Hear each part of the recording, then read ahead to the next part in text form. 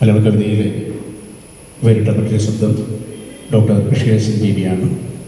ഏറെ സ്നേഹാദരങ്ങളുടെ അദ്ദേഹത്തെ അടുത്തതായി സംസാരിക്കുവാൻ ക്ഷണിക്കുക.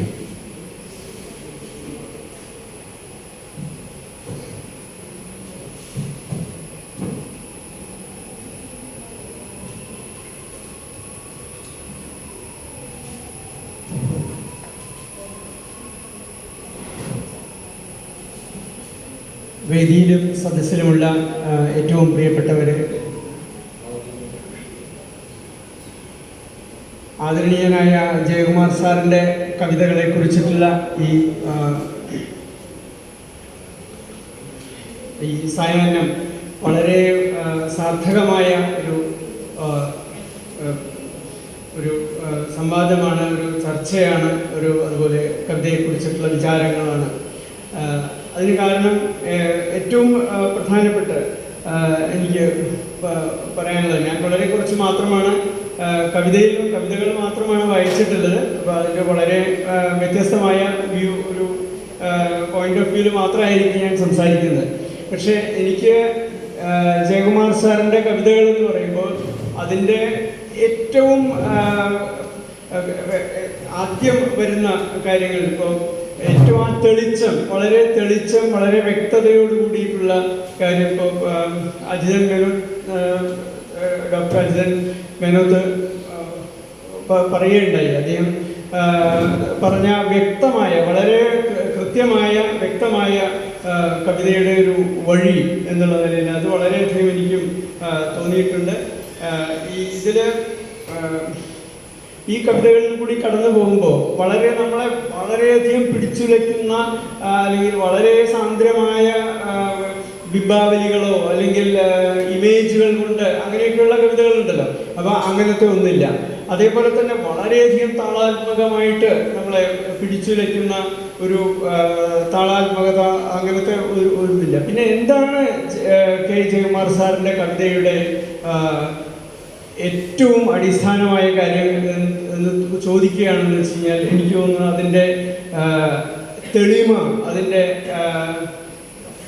സൂക്ഷ്മമായ നിരീക്ഷണം, വളരെ സൂക്ഷ്മമായ നിരീക്ഷണം, അതിൻ്റെ അകാൽപ്പനികത.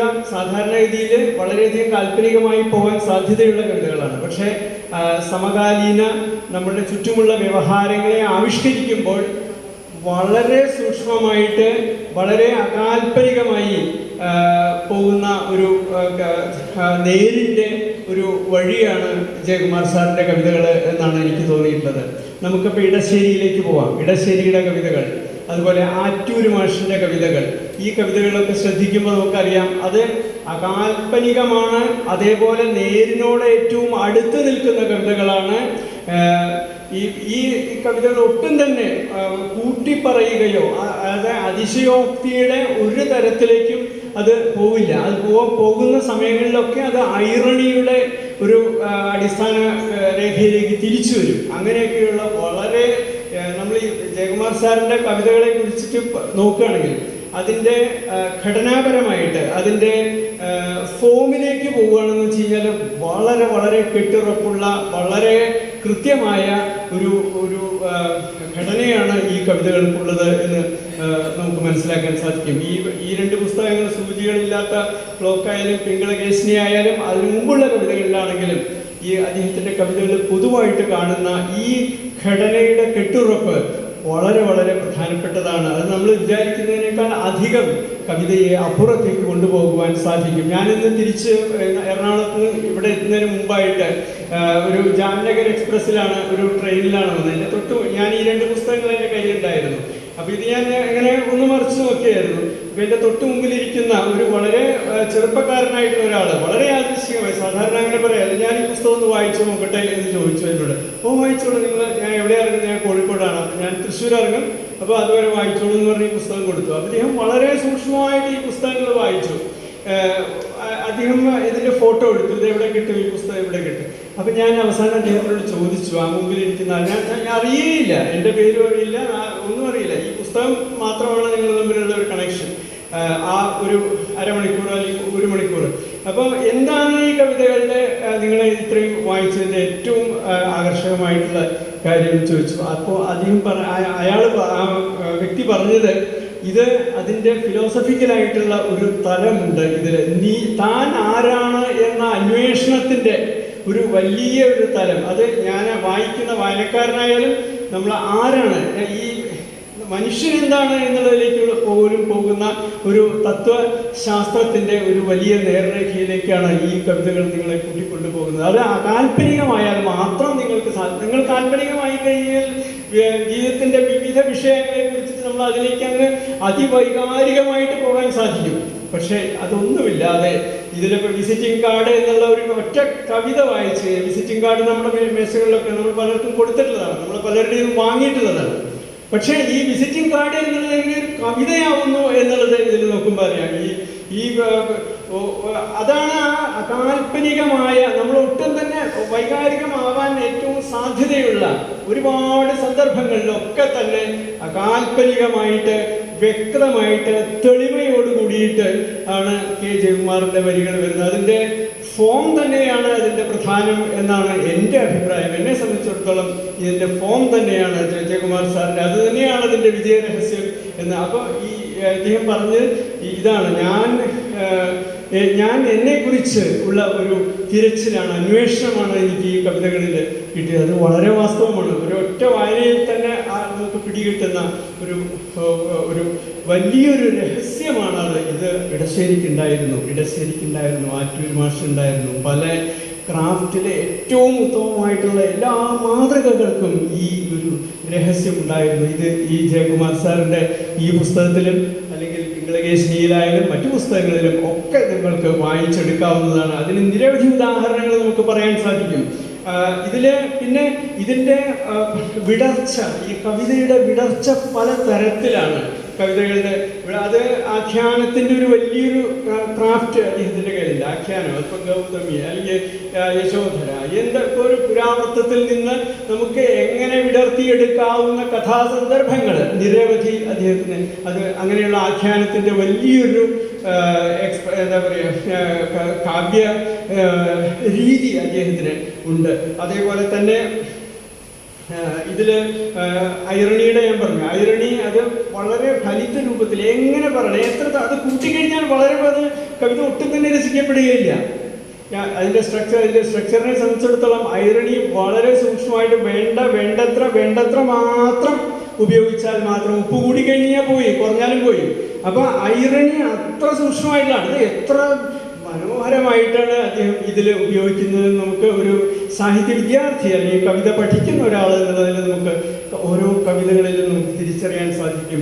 അതുപോലെ വിസ്മയം, ഇത് ഞാൻ എന്നെ തിരിച്ചറിയുന്നതിൻ്റെ ഒരു ഭാഗമാണ്. ഞാൻ എന്നെ തിരിച്ചറിയുന്നതിൽ ഒരു വിസ്മയം കൂടിയുണ്ട്. ഓരോ മനുഷ്യനും അവനവനെ തിരിച്ചറിയുന്നതിലൊരു വിസ്മയം. അപ്പോൾ ആ വിസ്മയത്തിൻ്റെ വലിയ തലങ്ങൾ, ആഖ്യാനത്തിൻ്റെ, ഫലിതത്തിൻ്റെ, ഇങ്ങനെ കരുണയുടെ, ശാന്തരസത്തിൻ്റെ, ഇങ്ങനെ മനുഷ്യൻ്റെ സ്ഥായി ഭാവങ്ങളിലേക്ക് ഉദ്ദീപിപ്പിക്കുന്ന ആ രസങ്ങളിലേക്ക് കൊണ്ടുചെല്ലുന്ന ഭാവവിഭാവ സഞ്ചാരി ഭാവങ്ങൾ ഇദ്ദേഹത്തിൻ്റെ ഓരോ കവിതകളും ശരിക്കൊരു സാഹിത്യ വിദ്യാർത്ഥി എടുത്ത് പഠിക്കേണ്ടതാണ് എന്നാണ് എനിക്ക്. നമ്മൾ വളരെ കാഷ്വലായിട്ട് ജയകുമാർ സാറിൻ്റെ കവിതകളെ കാണാൻ സാധ്യതയുണ്ട്.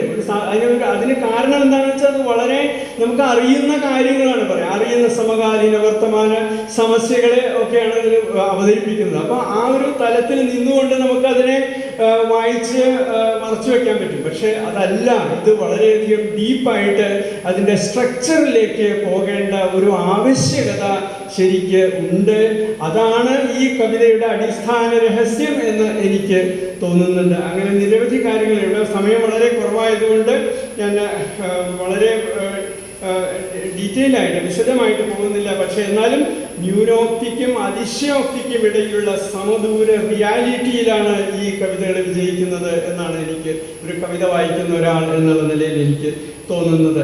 ഈ റിയാലിറ്റി, ഈ രണ്ടിൻ്റെ ഇടയിലുള്ള അതിശയോക്തിയിലേക്ക് എപ്പോൾ വേണമെങ്കിലും വഴുതി വീഴാവുന്ന അല്ലെങ്കിൽ കാൽപ്പനികതയിലേക്ക് പോകാവുന്ന വിഷയങ്ങളാണ് ഇതിലധികവും. പക്ഷേ ഒരു തരി പോലും കാൽപ്പനികതയില്ലാതെ കാൽപ്പനികമായി കൊണ്ടുപോകാൻ അദ്ദേഹത്തിന് അവസാനം വരെ സാധിക്കുന്നുണ്ട് എന്നുള്ളത് അത് ഇതിലെ ഏത് കവിത എടുത്തു കഴിഞ്ഞാൽ നമുക്ക് പ്രാസം, അതിലെ ഐറണി ഒക്കെ എല്ലാം, പ്രാസം എത്ര മനോഹര പദം, പ്രാസം ഐക്യലക്ഷണം, ഇങ്ങനെയാണ് പോയിട്ട് ഒരേ വേഷമിട്ട് വരുന്നവർ ഒരേ ചിന്തകൾ പങ്കിടുമ്പോൾ, ഒരേ ഭക്ഷണം കഴിക്കുമ്പോൾ ആദിപ്രാസം, എന്റെ വിചാരങ്ങൾ നീ ആവർത്തിക്കുമ്പോൾ, ഒരുവൻ പറയുന്നത് അവരൻ ഏറ്റു പറയുമ്പോൾ അനുപ്രാസം, ആദ്യാക്ഷരം വ്യത്യസ്തമാണെങ്കിലും രണ്ടാമത്തെ അക്ഷരം കൊണ്ട് നമ്മുടെ ആളല്ലേ എന്ന് പറയുമ്പോൾ, നമ്മുടെ ആളല്ലേ എന്ന് പറയുമ്പോൾ അത് ദ്വിതീയാക്ഷരപ്രാസം. ഇത്ര മനോഹരമായിട്ട്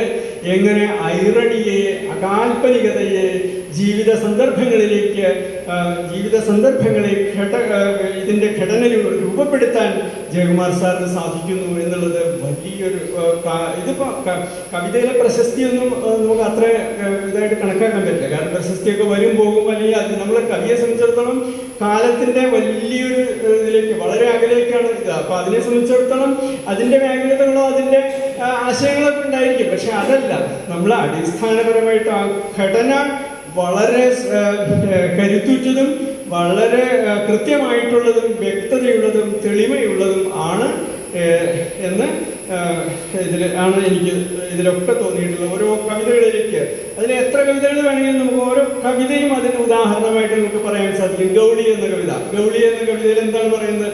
പിറ്റേന്ന് ആ തുടക്കം നോക്കി നോക്കുക, എങ്ങനെയാണ് ഒരു കവിത, നമുക്കൊരു കവിത എങ്ങനെ ആണ് ഒരു നല്ല കവിത എഴുതുന്നത് എന്നുള്ളതിന് ഉദാഹരണമായിട്ട് നമുക്കിതൊക്കെ പഠിക്കാവുന്ന കവിതകളാണ് അതൊക്കെ. പിറ്റേന്ന് രാവിലെ വാതിൽ തുറക്കുമ്പോൾ ഒട്ടിപ്പിടിച്ചിരിപ്പുണ്ടായിരുന്നു ഉറുമ്പരിക്കാൻ പാകത്തിലുള്ള ഗൗളിയുടെ. അപ്പം ഇത് വളരെ സാധാരണ ചിത്രം, നമ്മളൊക്കെ എല്ലാവർക്കും പരിചിതം. പക്ഷെ അത് പിന്നീട് വിടരുന്നത് ഏതേത് തലങ്ങളിലേക്കാണ്, എങ്ങനെയൊക്കെയാണ്? ഐറണിയിൽ കൂടിയാണ്, വിസ്മയത്തിൽ കൂടിയാണ്, കരുണയിൽ കൂടിയാണ്, ശാന്തരസത്തിൽ കൂടിയാണ്, മനുഷ്യാവസ്ഥകളെ മുഴുവനും കൊണ്ടുവരുന്ന ഒരു രീതിയിലേക്കാണ്. ഇങ്ങനെ ഒരു കവിത, ഇങ്ങനെയാണ് കവിത വളരേണ്ടത്. ഒരു 3 ഡയമെൻഷനിലേക്ക്, ഒരു പോയിന്റ് ആയിരുന്ന സാധനം ഒരു 3 ഡയമെൻഷണൽ കവിതയായിട്ട് അങ്ങ് മാറുക എന്നുള്ളത്.